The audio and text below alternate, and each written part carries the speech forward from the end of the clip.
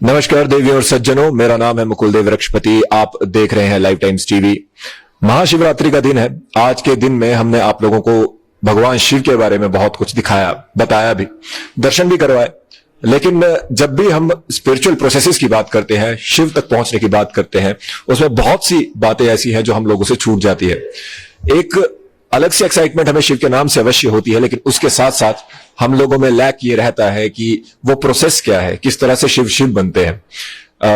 ऐसा ही हम किसी भी भगवान के लिए कह सकते हैं। लेकिन आज हम जहां आपको लेकर आए हैं, वहां हम बात करने वाले हैं एक ऐसी शख्सियत से जो भगवान ओशो के साथ भी रहे, भगवान रजनीश के साथ रहे, और उनके जीवन पे उन्होंने पढ़ा भी, लिखा भी, शिक्षाएं भी ली, और अभी तक 12 पुस्तकें वो लिख चुके हैं। डबल पीएचडी वो है। एक उनकी पीएचडी हमारे बीच में यूनिवर्सिटी ऑफ बड़ौदा से है, और दूसरी उनकी पीएचडी यूनिवर्सिटी ऑफ मिशिगन से है। बात करेंगे आज हमारे बीच में डॉक्टर वसंत जोशी से, या जिन्हें अब सन्यास के बाद नाम मिला है स्वामी सत्यवेदांत जी से, और उनसे बात करेंगे और आज आप लोगों को अवगत करवाएंगे ओशो के जीवन और शिक्षाओं के बारे में। स्वामी जी, सबसे पहले लाइव टाइम्स टीवी से बात करने के लिए बहुत बहुत धन्यवाद। बहुत बहुत धन्यवाद सर। सबसे पहले तो मैं परम सिद्ध सदगुरु ओशो के श्री चरणों में प्रणाम करता हूं, वंदन करता हूं, और सभी श्रोताओं और दर्शकों को अवभावपूर्वक प्रणाम करता हूं, वंदन करता हूं।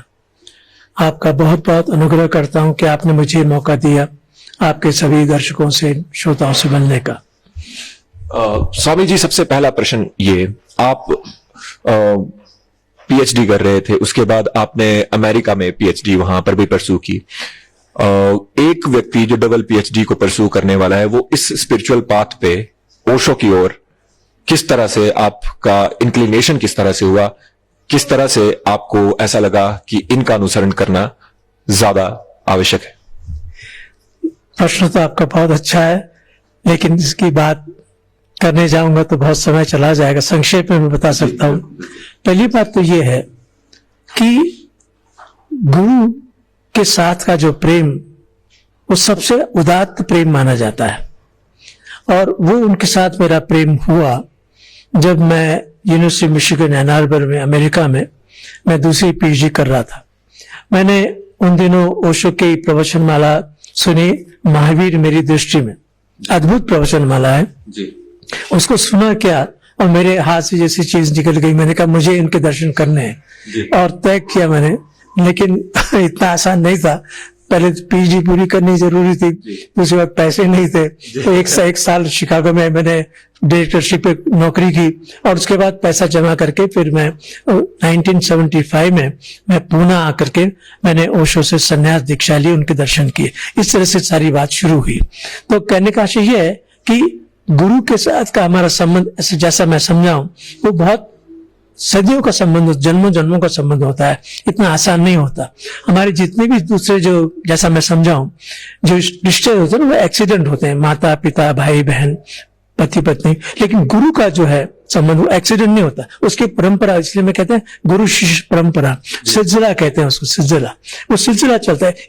कभी किसी समय में वो निश्चय मेरे गुरु रहे होंगे, या मैं उनका शिष्य रहा हूं। तो अगर ऐसा समझ लें तो आज इस बार फिर मुझे सौभाग्य मिला कि मैं उनके चरणों में बैठ सकूं और उनको अपना गुरु मान सकूं। स्वामी जी, आपने 12 पुस्तकें लिखी हैं ओशो के बारे में, भगवान रजनीश के बारे में। जो अब क्योंकि हिंदू धर्म मान्यता में जब भगवान कहा जाता है, बहुत बड़ा शब्द वो रहता है, लेकिन रजनीश जी को भगवान कहा जाता था, ओशो को भगवान रजनीश कहा जाता था।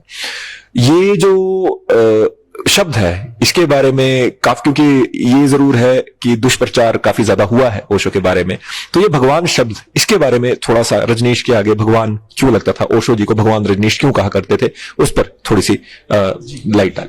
इसमें भी कई आयाम है, मैं संक्षेप में बताने की कोशिश करूंगा। पहली बात यह कि भगवान शब्द का मतलब हम ये समझते हैं जैसे कोई व्यक्ति है कि वो आसमान में बैठा है या कुछ कर रहा है। भगवान का मतलब ओशो कहते हैं भगवत्ता को प्राप्त, अंग्रेजी में जो कहते हैं द ब्लेसेड वन, जिस पर आशीर्वाद उतरा है प्रकृति का या जो भी कुछ कहें, उसको जो मिला है उसको हम भगवान कहते हैं, जिसे भगवत्ता प्राप्त हुई।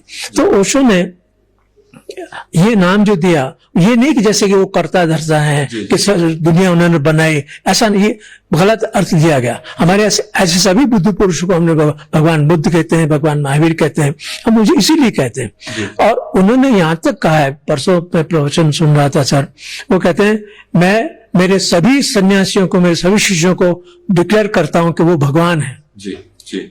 उन्हें अपने ऊपर क्यों, भगवान भगवत्ता की जो संभावना है वो हमें मौजूद है। भगवान का मतलब हमारे भीतर मनुष्यत्व से भगवत्ता की तरफ जाने की संभावना पड़ी हुई है, इसलिए हम भगवान हैं ही। अब हमको पता नहीं होता कि हम भगवान हैं, या हम तो खाली हमारे नाम से परिचित हैं। आपने ये नाम दे दिया तो उस नाम से जानता हूं। आप कहते हो भाई आप बड़े बड़े सुंदर हो, आप बड़े बुद्धिमान हो, हम उसको समझते हैं। हमारे पास अपना तो कोई बोध होता नहीं है। तो कहने का आशय ये है कि ये शब्द इतना गलत ढंग से समझा गया, और भगवान शब्द से लेकर के उन्होंने कोई कंट्रोवर्सी खड़ी करना नहीं चाहते थे। वो ये कह रहे थे कि इस परिस्थिति को, इस उपलब्धि को आप भी कर सकते हो, ये संभावना बताई उन्होंने। यानी कि अगर मैं गलत इंटरप्रिटेट नहीं कर रहा हूं, ताकि गलत मैसेज यहां पे प्रोपोगेट नहीं होना चाहिए, तो हम सब भगवान बन सकते हैं, वैसी संभावना सब में है, इसलिए वो उनके नाम के आगे उस तरह से एग्जैक्टली बन सकते हैं, यानी हम अनुभव कर सकते हैं उसका। हम हैं, पोटेंशियली हम हैं, लेकिन हमें अनुभव नहीं उसका। अगर हम साधना में उतरे, अगर हम ध्यान में उतरे, अगर हम हमारे जीवन को ऊपर उठाएं, तो हम उस भगवत्ता के अनुभव को प्राप्त कर सकते हैं। स्वामी जी, यहां पर मैं भी अपने ऑडियंस के साथ एक बात साझा करना चाहूंगा। अगर उसमें थोड़ा सा इसमें इत्तेफाक रखते हो तो उस पर बात करेंगे। प्रणाम करने की जो परंपरा हमें सिखाई जाती है, उसमें प्रणाम जो किया जाता है वो इसलिए किया जाता है that we actually bow to the immense potential of the person that is sitting in front of us. हम उस व्यक्ति के उस पोटेंशियल को प्रणाम करते हैं जो वो बन सकता है, ना कि उसके शरीर को। क्या जो आपने भगवान के बारे में अभी आपने व्याख्या की जिस तरह से, क्या इसी तरह की वो बात है? हाँ, ऐसा ही है। हम उसको ही प्रणाम करते हैं, और उसके साथ एक बात और जुड़ी हुई है, हम अपने अहंकार को मिटा देते हैं किसी को आगे झुकने के लिए। सिर्फ इतना ही नहीं करते कि तुझमें भगवत्ता है, मैं उस भगवत्ता को प्राप्त करने की योग्यता रखता हूं, क्योंकि मैंने अपना अहंकार हटा के रख दिया है, इसलिए मैं प्रणाम कर पा रहा हूं। और उसमें हम दोनों हाथ जोड़ते हैं, यानी पूरी संपूर्णता से हम प्रणाम करते हैं उनको। नमस्कार। वेस्ट में अगर आप जाए तो एक हाथ से हाथ मिलाते हैं, एक हाथ और कुछ पता नहीं सामने वाला आदमी अगर कुछ गड़बड़ कर दे, एक हाथ होना तैयार होना चाहिए कि ऐसा ना हो कि एक ही हाथ का उपयोग। तो ऐसा नहीं करते, इसलिए हम पूरी तन्मयता से, एकजुटता से हम प्रणाम करते हैं, और उसका बड़ा महत्व है। जी। आपने जब शुरुआती और यहाँ पर हमने जब इंट्रोडक्टरी पार्ट आपका किया, तब आपने एक बहुत अच्छा प्रश्न, बहुत अच्छी बात ये कही कि गुरु के प्रति जो प्रेम है, समय के साथ ये प्रेम की जो व्याख्या है, जो डेफिनेशन है, वो भी कुछ मेलिंड हुई है, आप भी मानते हैं? क्योंकि अब रोमांटिसाइज हमने जो प्रेम को किया, उससे वो जो प्रेम का डेफिनेशन है वो शायद खराब हुई है। क्या उस पर विचार? देखिए, पहली बात तो ये है कि हमें इस देश में ये एक बहुत बड़ा उपकार रहा है, आशीर्वाद, कि सदियों से हमारे पास गुरु, सदगुरु आते रहे और हमें बोध देते रहे। जी। सदियों से देते रहे। वेस्ट में ये नहीं मिलता आपको, नहीं है। वहां पर आपको टीचर मिलेगा, मेंटर मिलेगा, गाइड मिलेगा, लेकिन गुरु जैसा कोई बोध उनके पास नहीं है। पहली बात तो है ना। दूसरी बात यह है कि ओशो ने इस बात को बताया है। आपको मैं याद दिलाऊं, आज शिवरात्रि है, महाशिवरात्रि है। ओशो ने शिव के सूत्रों पर प्रवचन दिए, उसका नाम है शिव सूत्र। बड़े बड़े अद्भुत प्रवचन है ओशो के शिव सूत्र पर। उसमें एक बड़ी अच्छी बात बताई। उन्होंने कहा, एक वाक्य आता है, गुरु उपाय, गुरु ही उपाय है। गुरु एक उपाय है, एक डिवाइस है। गुरु कोई व्यक्ति नहीं है, गुरु एक ऊर्जा है, एक शक्ति है, एक पावर है, एक अस्तित्व की दी हुई हमारे पर आशीर्वाद की वर्षा है। तो उस गुरु को अगर आप ध्यान में रखें, तो मैं ये मानता हूं कि उनको गलत समझना संभव ही नहीं है, अगर आप समझ। और एक और बात बताई उन्होंने, क्षमा करें, उन्होंने बताया गुरु शब्द दो अक्षरों से बनता है, गु और रु। गु का मतलब होता है अंधकार, और रूह का मतलब होता है जो अंधकार को दूर करता है। तो जो प्रकाश लाता है जीवन में वो गुरु है, प्रकाश गुरु है। एक शेर में परसों कह रहा था, वो कहता है कि सिर्फ आंखें खोलने से ही बात नहीं बनती, सूरज के निकलने से ही बात नहीं बनती, सूरज को देखने के लिए आंखें खोलनी पड़ती है, और आंखें खोलनी पड़ती है तब दिखता है। खाली सूरज के निकलने से ही बात नहीं बनती, और आंखें खोलने से ही बात नहीं बनती। क्या देख रहे हो उसको जानना पड़ता है, समझना पड़ता है, देखना पड़ता है, और उस तरह से अपने आप को ग्रो करना पड़ता है। ये सारा एक संयुक्त प्रोसेस है। और हम केवल जो जीवन को जीते हैं, हम सिर्फ जी रहे हैं, और उसमें बहुत ज्यादा और पोटेंशियल है। और जी रहे हैं भी कैसा जी रहे हैं, जैसा हमको लोगों ने कहा ऐसे जी रहे हैं, कंडीशनिंग में जी रहे हैं। हम अपने बोध से तो जी ही नहीं रहे। इसीलिए ओशो की एक बात मैं बताने वाला था कि उनके अनेक जो आशीर्वाद उनके दिए हैं, उसमें एक चीज ये है कि हमें कैसे जिए, जीना सिखाए। हमारे नॉर्मली क्या होता है, क्या करें और क्या न करें इस पर बोध होता है। चोरी मत करो, झूठ मत बोलो, ये मत करो, वो मत करो, ऐसा करो, अच्छा करो, सेवा करो, लेकिन कैसे हो ये नहीं को पता था। बड़ी गूढ़ बात कर रहे हैं आप ये कह रहे हैं कि हमें बचपन से जो संस्कार दिए जाते हैं, हमें ये बताया जाता है ये सही है, ये गलत है। कंडीशनिंग वो होती है, ये नहीं बताया जाता कि होना कैसा चाहिए आपको। अगर आप प्रेमपूर्ण हैं तो प्रेम कर पाएंगे, अगर अंदर आपके प्रेम है तब आप बाहर प्रेम दिखा पाएंगे।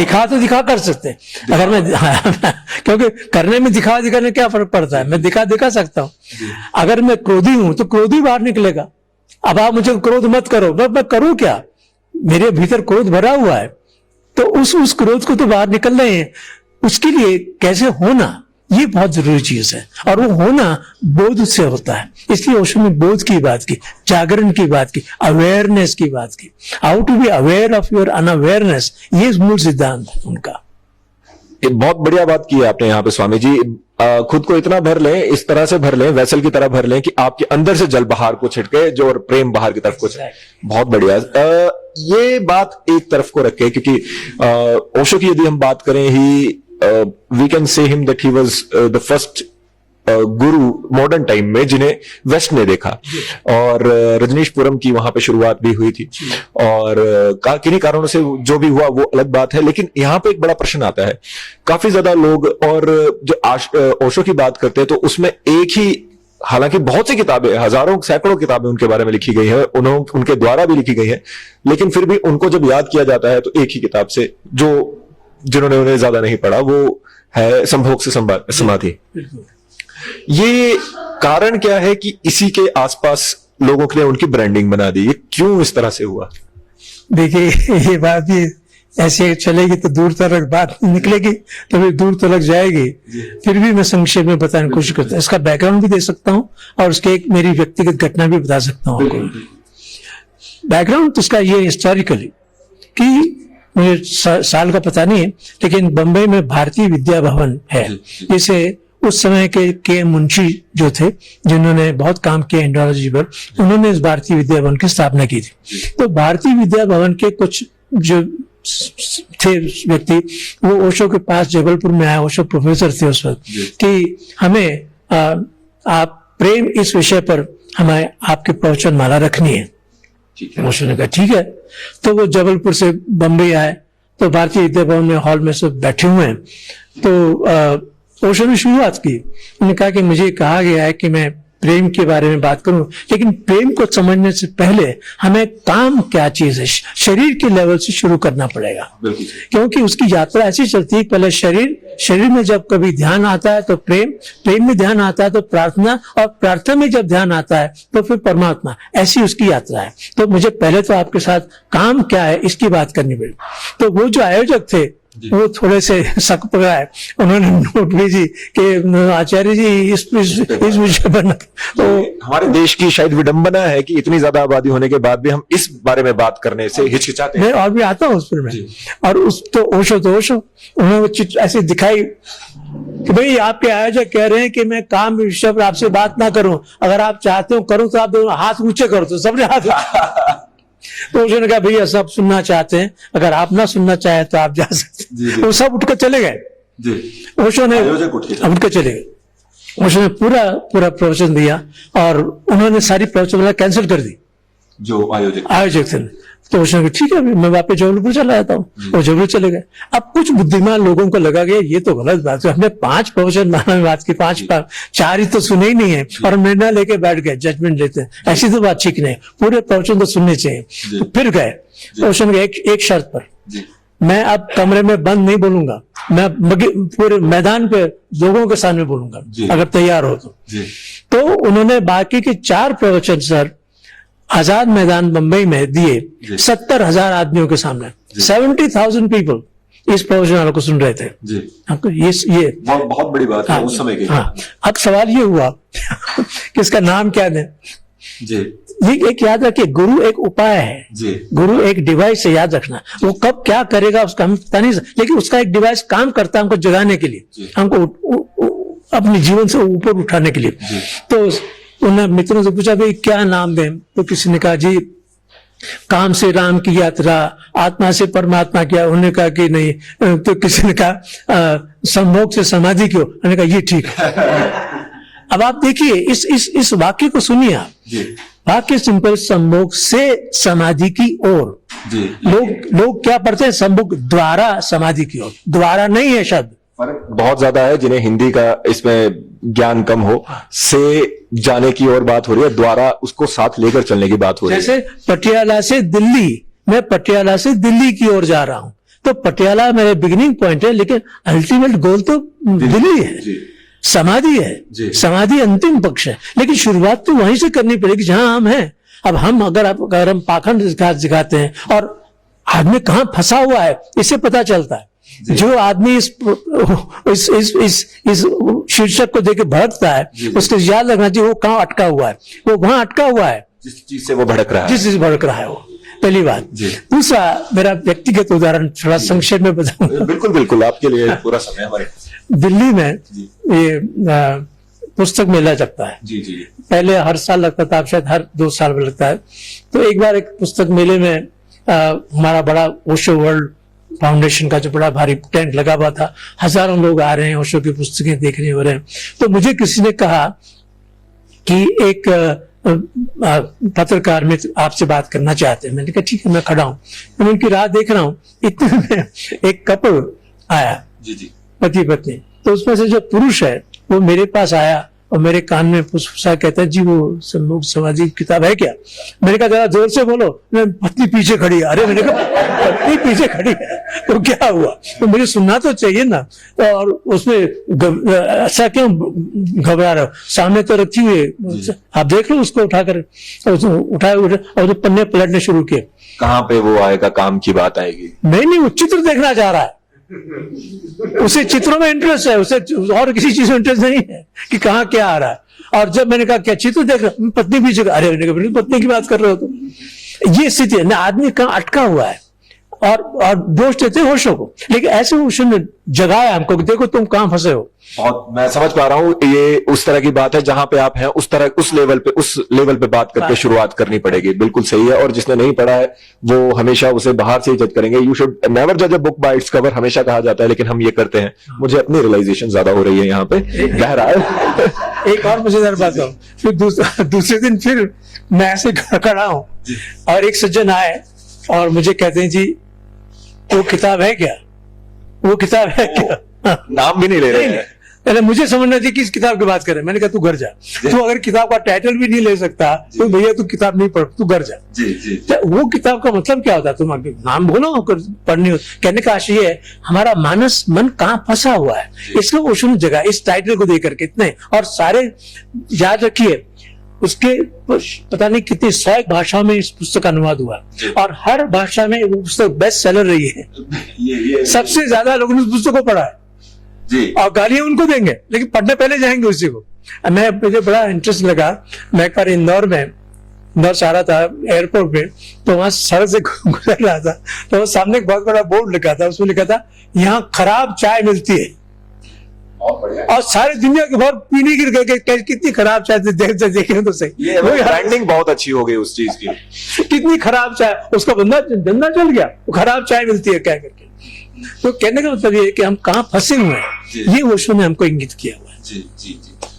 स्वामी जी, बात किताबों की हुई, बात शिक्षा की भी हुई, और मैं फिर से जो ऑडियंस अभी जुड़ रही है उन्हें बता दूं कि स्वामी जी सिर्फ उनके बारे में पढ़े नहीं है, उनके साथ रहे भी हैं, उनके साथ सीखे भी हैं, उनसे खुद से दीक्षा ली है। स्वामी जी जब आप उन्हें देखते हैं उस तरह से बात करते हैं कि एक व्यक्ति के तौर पे जब आप ओशो को जानते हैं और वो उस समय पर किस प्रकार के थे, तो एक हमारी तरफ पे बहुत अनएक्सपेक्टेड से लोगों की एक अपेक्षाएं होती हैं कि यदि आप एक रियलाइज्ड एनलाइटेंड बीइंग हैं तो आपको मतलब चमत्कार करने हैं या कुछ करने हैं, तो वो कितनी सत्यता उस चीज में रहती है कि चमत्कार जो जिसे हम कहते हैं या फिर जिसे लोगों की जो एक्सपेक्टेशंस रहती हैं उसके बारे में बताएं सर, कि अपने पोटेंशियल को रियलाइज करना और या चमत्कार होना, ये चमत्कार शब्द क्या है हमारे जो सारे सिस्टम में इस समय पे फैला हुआ है? ये भी एक बहुत बड़ी बात है। संक्षेप में आप देखिए संक्षेप में आप देखिए कि एक जादूगर है, वो जादू का खेल करता है, हम उससे कितना अभिभूत हो जाते हैं उसका खेल देख करके। अगर उससे पूछे तो कभी अलग में कि अरे बोले हाथ चालाकी कर रहा था। बिल्कुल बिल्कुल, वो कहते हैं इस तरह से कि हाथ की सफाई है। हाथ की सफाई, लोगों को उस हाथ की सफाई में होने वाली बात में ज्यादा रुचि है। उनको सत्य को नहीं देखना, वास्तविक क्या है उसको नहीं देखना। वो अगर कह दे कि ये तो मैं हाथ की चालाकी कर रहा था तो कोई देखने नहीं जाएगा उसको, जबकि सबको पता है हाथ की चालाकी। हाथ की चालाकी, और फिर भी क्योंकि वो एक चमत्कार जैसा लगता है इसलिए लोगों को उसमें इंटरेस्ट पैदा होता है, क्योंकि सच्चाई लोग जानना नहीं चाहते। ये हमारी आप जैसे और ज्यादातर मासिस की बात मासिस की बात कर रहा हूँ कि उनको सच्चाई से लेना देना नहीं है। और सदगुरु जो है वो हमेशा सच्चाई में जो भी एक एक प्रत्येक मोमेंट उनका सत्य की भाषा में से निकला हुआ था। इसलिए हमारे यहाँ कृष्ण को आप देखिए, आप कृष्ण को कंसीव नहीं कर सकते, उनको भी कॉम्प्रिहेंड नहीं कर सकते आप, क्योंकि इसलिए हम कहते हैं कृष्ण की लीला है जी। हम कभी कृष्ण के और कोई शब्द नहीं, तो इतनी घटनाएं घटी कृष्ण के साथ कि यही कहना होता था ये तो उनकी लीला हम समझ नहीं सकते। वैसे कहना होता आप चमत्कार कह सकते हो, लेकिन चमत्कार नहीं था, उनके अस्तित्व से निकली हुई सारी जो सत्य से निकली घटनाएं थे वो ऐसी थी हमारे मानसिक जो मन में उसमें फिट नहीं बैठती। जो चीज आपके मन में फिट नहीं बैठती उसको हम चमत्कार कहते हैं। मतलब वो ऊर्जा ही वैसी थी कि जिसके आसपास चीजें घट रही थी और लोग उन सारी चीजों को चमत्कार बोलना शुरू कर देते हैं, क्योंकि उनके समझ में नहीं आ सकता माइंड से, तो समझते कि चमत्कार है। यानी कि हम अपने पोटेंशियल को यदि बढ़ाएं और हमारे आसपास चीजें उस तरह की ऊर्जा से होंगी और लोगों को लगेगा हम चमत्कार कर रहे हैं। हाँ, तो कहने का आशय ये है कि ये सारी बातें जो हैं ये बहुत ही एक इमेच्योर माइंड की बातें, इसलिए उस पर ध्यान नहीं देना चाहिए। आज मेरे जीवन की बात कहूं, हजारों सन्यासियों के इतने चमत्कार हुए उनको जी। अब उनको चमत्कार नहीं कहते हम ये कहते हैं ओशो का ये आशीर्वाद रहा है जी। हम चमत्कार नहीं कहते, ये उनकी कृपा से तो उनको बताया, उन्होंने हमको दिखाया, उन्होंने हमको समझाया तो हमारी समझ में आया। ये चमत्कार नहीं है, ये एक्चुअली घटना घटी है हमारे साथ। आपकी अंडरस्टैंडिंग का लेवल वैसा होना चाहिए, मैच्योर होता है आदमी। स्वामी जी एक ये हालांकि बड़ा बचकाना सा प्रश्न हो जाएगा एकदम से, मैं पूछ सकता हूं आप की उम्र कितनी है इस समय?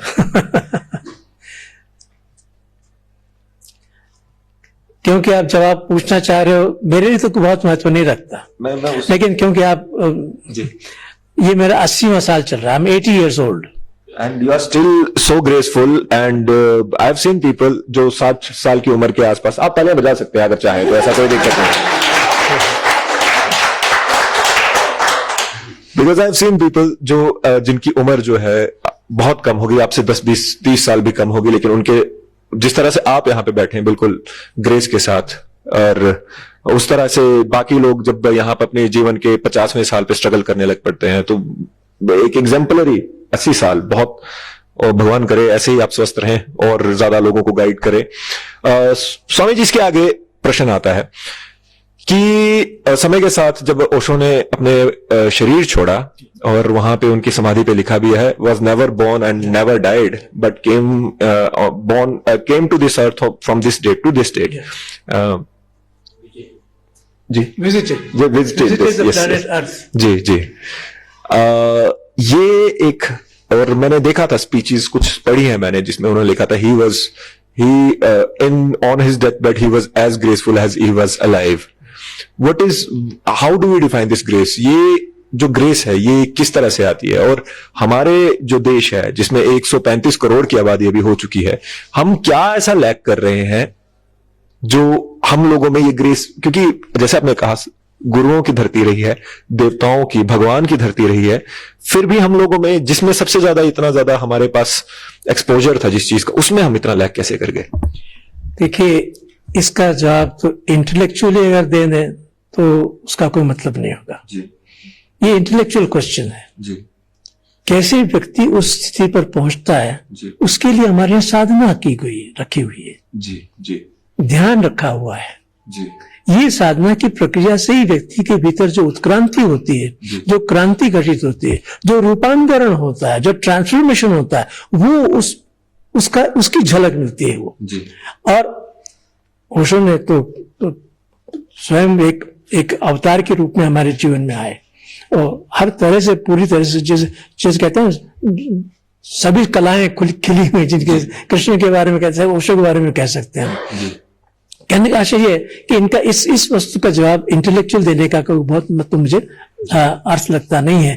इतना मैं कह सकता हूं, हम सब में ये संभावना है, सब में है, और उसके लिए लेकिन प्रयत्न तो करना पड़ता है जी। एक तो ये है कि संकल्प होना चाहिए कि मुझे ये जैसा जीवन मिला है, इससे जो कहीं और भी होना चाहिए, उसकी मुझे तैयारी कर सकता हूं मैं, मुझमें पोटेंशियल है, लेकिन उसके लिए अभ्यास नहीं करता। तो पहले तो संकल्प होना चाहिए, दूसरा प्रयास होना चाहिए, और तीसरा समर्पण भाव होना चाहिए कि महाराज मैं अपनी ओर से पूरी प्रयत्न कर रहा हूं, आप जरा मुझे संभाल लेना, मैं गलत हो सकता हूं। जी जी जी। वो एक कहता है, अजीब सिलसिला है गुरु की मोहब्बत का। जी। क्या अजीब सिलसिला है गुरु की मोहब्बत का, न उसने हमें कभी कैद किया और न हम कभी फरार हो पाए। क्या बात है, बहुत बढ़िया, बहुत बढ़िया, तालियां बजाइए। ऐसी बात पे ताली जरूर होनी चाहिए। ऐसा प्रेम है गुरु का कि वो हमेशा आपको हेल्प करने के लिए तैयार होता है। गुरु का मतलब तो जिसने आपका हाथ पकड़ लिया है, आपको अगर नहीं रहना है तो बात अलग है, उसकी ओर से वो कभी छोड़ने वाला नहीं है। तो मेरा कहने का आशय है, उस स्तर पर जाने के लिए एक साधना की प्रक्रिया है। उसके लिए अगर आप तैयार हैं तो ठीक है, आप भी वहां पहुंच सकते हैं। और यही ओशो ने कहा कि प्रत्येक व्यक्ति में संभावना है, प्रत्येक व्यक्ति में संभावना, और यही this is what evolution is all about.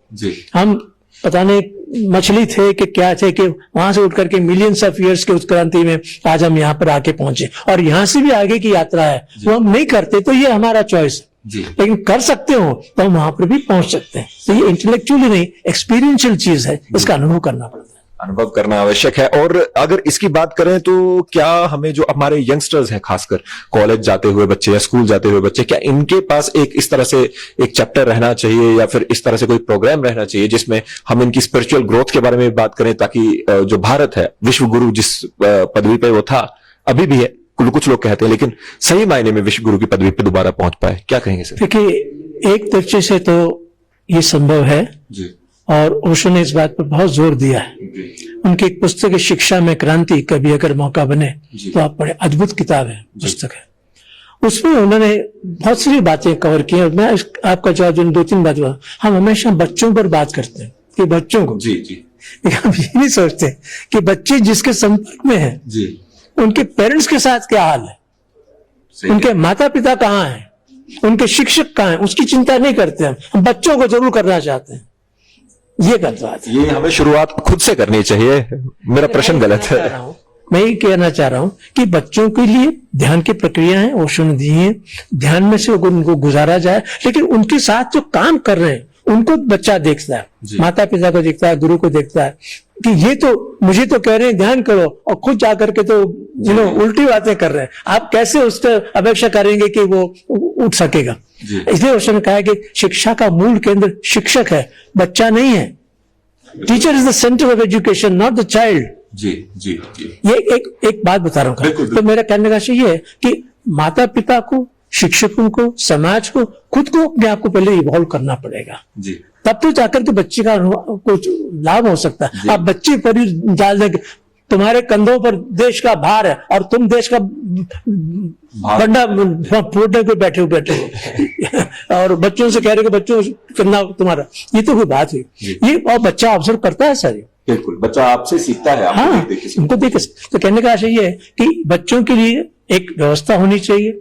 व्यवस्था से पहले तैयारी होनी चाहिए शिक्षकों की, पेरेंट्स की, कि हम चाहते हैं कि हमारा बच्चा इस प्रकार से ग्रो हो, और उसके लिए हम उसके लिए पूरी हम सपोर्ट, हम खुद जीने की कोशिश करेंगे पहले, इससे पहले कि उससे कहें हम भी। और उसके लिए एक मंत्र जो ओशो है वो बोधपूर्वक जीवन, अवेयरनेस। जी, जो भी करें, उठें बैठें चलें खाएं पिए बोले, जो भी करें होश से करें। इसलिए जागरण की बात करते हैं। जितना व्यक्ति जागरूकता से करेगा उतने उसके जीवन का जो स्तर है वो ऊपर उठता चला जाता है। और वो जागरूकता अगर उससे माता पिता में देखी, शिक्षक में देखी, मित्रों में देखी, दुकानदार में देखी, तो उसके भीतर अपने आप ये जगेगा कि नहीं मुझे भी वहां पर होना है। जी। तो हमें उसका उदाहरण तो देना पड़ेगा, हमें वैसा एटमॉस्फेयर क्रिएट करना पड़ेगा कि उस तरफ को लालित हो। इसलिए ओशो ने एक नई कल्पना दी, एक नए समाज का, वो कहता है न्यू मैन। जी जी जी एक नया समाज निर्माण करना पड़ेगा। जी। एक नया पिता, नई माता, नया शिक्षक, एक नया व्यक्ति जन्म लेना पड़ेगा जो इसमें से गुजरा हुआ होगा, और उससे एक नया समाज बन जहां का वातावरण ऐसा होगा कि बच्चे को अपने आप उसका आनंद और उसका लाभ मिलता रहेगा। न्यू मैन की बात करते हैं, न्यू मैन की बात करते हैं। और जैसे कि हम यहाँ पे बात कर रहे थे ध्यान की, अब क्योंकि जैसे हम उससे पहले भी बात कर रहे थे, ये अनुभूति की चीज है जिसके लिए आपके पास आपको आके सीखना पड़ेगा। आप इस तरह से यहाँ पर नहीं बता पाए, कैमरा पे बताना मुश्किल है। आप यहाँ पर एक शिविर के लिए आए हैं जो यहाँ पर रखा जा रहा है, उसके बारे में थोड़ा हमारे ऑडियंस को बताएं। पहली बात तो ये है कि शिविर के 5 आयाम हैं। जी। पहला आयाम तो निश्चय ध्यान है। जी। ध्यान का मतलब, एक तो हम ये कहते हैं जैसे मैं आपसे बात कर रहा हूं जी।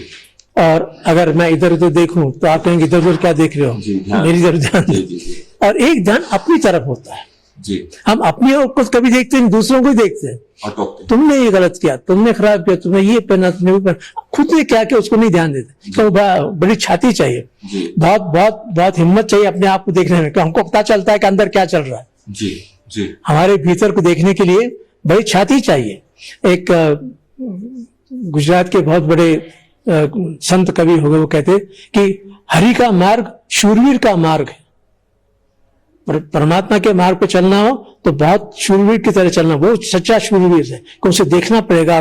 और जैसे कि वो थे रशियन मिस्टिक थे गुरजेफ, उन्होंने बहुत अच्छा शब्द का प्रयोग करते हैं, you have to work on yourself. अपने आप पे काम करना पड़ता है, और हम काम करना नहीं चाहते। हम जैसे जैसे झूठ मूठ अपने दुनिया को दिखाना चाहते हैं, मैं तो ये हूं नहीं, लेकिन दिखाना जरूर चाहते हैं, इमेज करना। तो पहली बात ये कि ध्यान का मतलब है अवेयरनेस, अपने बारे में पूरा बोध होना चाहिए, मैं क्या कर रहा हूं, मैं क्यों कर रहा हूं, why am I the way I am. दूसरी बात कि वो हमारे यहाँ पर ओशो के ऑडियो प्रवचन है, वो हम सुनते हैं, उनसे जो भी हम सीख सकते हैं, जान सकते हैं, हम सीखते हैं। ऑडियो प्रवचन है, ध्यान है, वीडियो प्रवचन है। ओशो कैसे आते थे, कैसे बैठते थे, कैसे बोलते थे, उनका सारा होना हम देखते हैं। और उसके साथ साथ हमारे यहाँ एक और एस्पेक्ट हम शेयरिंग कहते हैं, यानी 1 घंटा हम साधकों से पूछते हैं आप क्या समस्याएं बताइए, व्यक्तिगत जो भी कुछ हो, या आपको कोई अनुभव हो तो बताइए। 1 घंटा हम शेयरिंग करते हैं। और 5वां जो आयाम है वो संन्यास का है, संन्यास दीक्षा का। जो व्यक्ति ओशो के प्रेम में है वो एक, और वो संन्यास की एक बहुत बड़ी यात्रा है और बड़ा स्वरूप है उसका। संन्यास यानी जो पुराना संन्यास नहीं कि घर बार छोड़ के फेंकना, मैं पूछने वाला था ये भी नहीं, वो बिल्कुल गलत बात है। ओशो कहते हैं ये जीवन परमात्मा का जीवन हमको मिला हुआ है, सभी जगह परमात्मा व्याप्त। तुम छोड़ के जाओगे कहाँ? तुम कहीं भी जाओगे, तुम जंगल में भी जाओगे तो परमात्मा वहां पर भी मौजूद है, पेड़ पौधों में भी, पक्षियों में भी वही मौजूद है। और है कौन वहां? संसार में है क्या? परमात्मा को। जब परमात्मा ही है तो फिर अब तो कहीं छोड़ के जागो से क्या फर्क पड़ता है? तो संसार नहीं छोड़ना है, पकड़ छोड़नी, डिटैचमेंट की बात हो रही है। नहीं, डिटैचमेंट छोड़ना है उसको। जी जी जी। डिटैच ही नहीं हो, डिटैच हो सकता है थोड़ी देर के लिए, बाद में फिर अटैच हो सकता है। ओके। यहाँ तो डिटैचमेंट छोड़ना, ड्रॉपिंग। और पकड़ता क्या है? मन पकड़ता है। कौन पकड़ता है? मन। ये मेरी कार है, ये मेरा रेफ्रिजरेटर है, ये मेरा भाई है, ये मेरी पत्नी है, मेरा भाई, जो भी ये मेरा है, ये मन कहता है। इस मन की पकड़ छूट जानी चाहिए। मन से छुटकारा मिल गया, वो मुक्ति को प्राप्त हुआ। तो संसार में रह करके ओशो कहते हैं जल कमलवत, इसी कीचड़ में रहना है। हाँ, संसार कीचड़ है माना, लेकिन इसी रह करके कमल खिलता है। बिल्कुल। यहाँ रह करके कमल की तरह खिलना है, वही विकास है, वही उत्क्रांति है, वही ट्रांसफॉर्मेशन है, वही रूपांतरण है। तो कहने का मतलब यह है कि संसार में रहना और संसार को और इससे बेहतर करने की कोशिश करनी है भैया। अब हमारे पास और बच्चे भी आ रहे हैं, उनको भी ये छोड़ के जाएंगे, क्या छोड़ के जाएंगे? मकान तो कोई भी दे देगा भैया, कार तो कोई भी दे देगा, लेकिन नया जीवन दे के जाएगा? ये जो पागलखाना मचा हुआ है, जिस तरह की हिंसा चलती है, बदमाशी चलती है, चोर, क्या ऐसा दिन छोड़ के जाएंगे?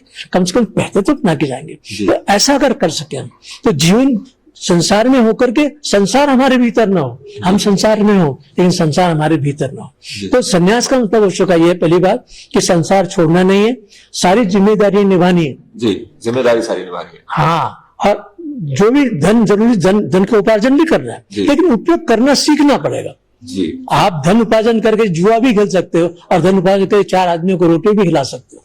ये आपकी चॉइस का सवाल है। Make good choices. और उसके लिए अवेयरनेस चाहिए। जी, आप समझे कि नहीं? तो कहने का मतलब ये कि इस संन्यास का मूल अवेयरनेस में है, और उस अवेयरनेस में व्यक्ति का ग्रोथ होता है 3 लेवल पर। शरीर के लेवल पर, शरीर हमारा मंदिर है, तो उसको कहते हैं कि उस संन्यास में हम पहले तो शरीर का ध्यान रखते हैं। मैं क्या खाता हूँ, क्यों खाता हूँ, कितना खाता हूँ, कभी खाता हूँ, कभी नहीं खाता हूँ, कभी ज्यादा खाता हूँ, हमें कुछ होश ही नहीं हम क्या करते। हमारे दिमाग में कितने विचार चलते हैं। एक किसी ने मुझे सालों पहले एक रिसर्च बताया था, उसने बताया कि औसत ऑन एवरेज प्रत्येक व्यक्ति 24 घंटे में कम से कम 60,000 विचारों से गुजरता है। 24 घंटे में 60,000 विचार, कम से कम। ये एक नया विचार आ गया अभी। अब आप देखिए, और अगर आप उन विचारों को देखें तो वही के वही विचार होंगे, रिपीटेशन होता है। बिल्कुल, बिल्कुल सही कह रहे हैं। अगर आप एक कागज ले लें तो मुश्किल से 4-5 नए विचार होंगे, बाकी वही के वही घूम रहे होंगे, सर्किट में घूमते रहते हैं। इन 60,000 विचारों का क्या होता है? वेस्ट होता है हमारी एनर्जी पूरी। और वो रिसर्च ये भी मुझे बताया उसने, 10 मिनट के इन बाह्यात विचारों में से जितनी ऊर्जा हमारी वेस्ट होती है, जितनी ताकत, उतनी ताकत जमीन में खड्डा खोदने में जाती है। जमीन में खड्डा खोदने में जितनी ताकत लग जाती है, उतनी ताकत 10 मिनट का ये विचार, बाह्यात विचार खा जाता है। नो वंडर हम डिप्रेशन में चले जाते हैं, हम फ्रस्ट्रेट हो जाते हैं, थक जाते हैं, रिलैक्स नहीं हो पाते, क्योंकि इतना सारा हम खो बैठे होते हैं, हमारी ऊर्जा का क्षय होता है। कहने का चाहिए शरीर पर, मन पर और भावनाओं पर। हमारी भावनाओं में कुछ पता नहीं होता। जी, जी। ये प्रेम है कि घृणा है कि ईर्ष्या, कुछ पता नहीं होता, गुरु चलता रहता है, कुछ पता नहीं चलता। उस भावनाओं को देखना पड़ता है, उनको समझना पड़ता है, और तब कहीं जाकर चेतना की बात आती है। तो शरीर, मन और भाव जगत, इससे जब आदमी का ऊपर उठता है, तब जाकर के चेतना या बोध के जीवन में प्रवेश करता है। ये संन्यास का संक्षेप में बहुत बड़ी बात है। बहुत लंबा सेशन हम यहाँ पे कर भी नहीं सकते, आपका भी, हाँ, मैंने ध्यान दे दिया है इस पे। इसी के साथ मैं ये भी चाहूंगा कि जो हमारे यहाँ पे शिविर है उसके बारे में आप ये बताएं कि कब से कब तक है। यदि स्वामी जी आके, स्वामी जी इसे हटा देते हैं, ऐसे ही रहने दे, इस तरफ को कैमरा कर दे। हम स्वामी जी के पास वापस आएंगे, उसी के साथ पहले स्वामी जी से बात कर ले। तो जी जी जी जी जी। तो स्वामी जी, जो शिविर यहाँ पर हो रहा है उसके बारे में बताएं सर। ये शिविर आज शाम को 6:30 बजे से प्रारंभ होगा, और हम लोगों का बड़ा सौभाग्य है कि हमारे साथ स्वामी सत्यवेदांत जी हैं। सीखने के लिए ये है जी, नए लोगों को सीखने के लिए कि ध्यान कैसे करते हैं। ओशो की जो देशना है उस पे ही ये सब बताएंगे स्वामी जी हमें। आज शाम को 6:30 बजे से शुरू होगा ये जी, फिर 12, 13 और 14 लंच तक चलेगा। 14 तारीख की दोपहर तक। ओशो आशीष ध्यान मंदिर पिछले 10 वर्षों से सोलन में काम कर रहा है जी। और हमारा प्रयास होता है कि हम उन लोगों को ही संचालन के लिए आमंत्रित करते हैं जो ओशो के संग साथ रहे हैं जी, चाहे वो पूना आश्रम से हो, चाहे दिल्ली से हो, चाहे जहां से भी हो, क्योंकि उनके साथ हमारा रहना हमारा सौभाग्य है। और हमें जो कुछ भी मिलता है ओरिजिनल मिलता है जी जी, कोई इसमें कम नहीं करता है और इसमें जोड़ता नहीं है जी। इसलिए हमें ये अच्छा लगता है कि इन लोगों को बुलाया जाए जो ओशो के संग साथ रहे हैं। जी जी। तो हमारे पास 3 दिन है, और जो भी ओशो के संग साथ हैं वो लोग यहाँ पधारें और यहाँ पर बात करें। कुछ और मैसेज यहाँ पर देना चाहेंगे? यहाँ पे हमारे पास में उत्तर प्रदेश से जी, हरियाणा से, दिल्ली से और अपने चंडीगढ़ से, और लोकल तो है ही लोग। जी जी, अच्छा, डेली मेडिटेशन भी हमारा यहाँ सेंटर रोजा होटल के बिल्कुल पास में ही जी जी विश्वासी ध्यान मंदिर है, जहाँ डेली सुबह शाम ध्यान होता है।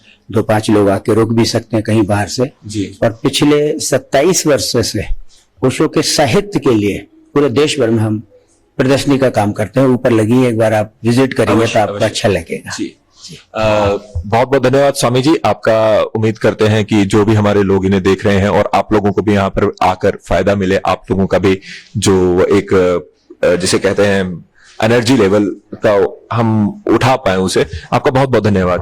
एक बार फिर से हम स्वामी जी के पास चलेंगे। हमारे स्वामी सत्य वेदांत जी। स्वामी जी, बात करने के लिए, पूछने के लिए और बहुत प्रश्न है, लेकिन समय की पाबंदी थोड़ी सी है। क्योंकि आपने एक शेयर किया तो मैं भी एक शेयर आपके साथ शेयर करना चाहूंगा। मैं अमूमन ये शेयर जब बोलता हूं तो मैं भगवान के लिए कहता हूं, लेकिन आज ये सदगुरु के लिए रहेगा कि जमाना रंग अपना कुछ ना कुछ सब पर चढ़ाता है। जमाना रंग अपना कुछ ना कुछ सब पर चढ़ाता है, पर कुछ लोग रंग अपना चढ़ाते हैं जमाने पर। अमल से जिंदगी बनती तो हम सब बना लेते, नवाजश जब तलक उसकी ना हो कुछ हो नहीं सकता। तो आज स्वामी जी से बात करके हमें भी यह एहसास हुआ कि जीवन में गुरु की कितनी आवश्यकता है, सदगुरु की कितनी आवश्यकता है। स्वामी जी, मुझे आपने अपने साक्षात्कार करने का मौका भी दिया, उसके लिए आपका बहुत बहुत धन्यवाद। जाते हुए मैं चाहूंगा कि हमारी जो ऑडियंस है प्यारी सी, उनसे कुछ आप कहना चाहें तो। मैं एक गुरु के विषय में बात निकली है जी। तो एक शेर मैं भी कहना चाहूंगा। आप सर। वो कहता है, सब धरती कागज करूं, सब धरती कागज करूं, कलम करूं वनराई। सब धरती कागज करूं, कलम करूं वनराई।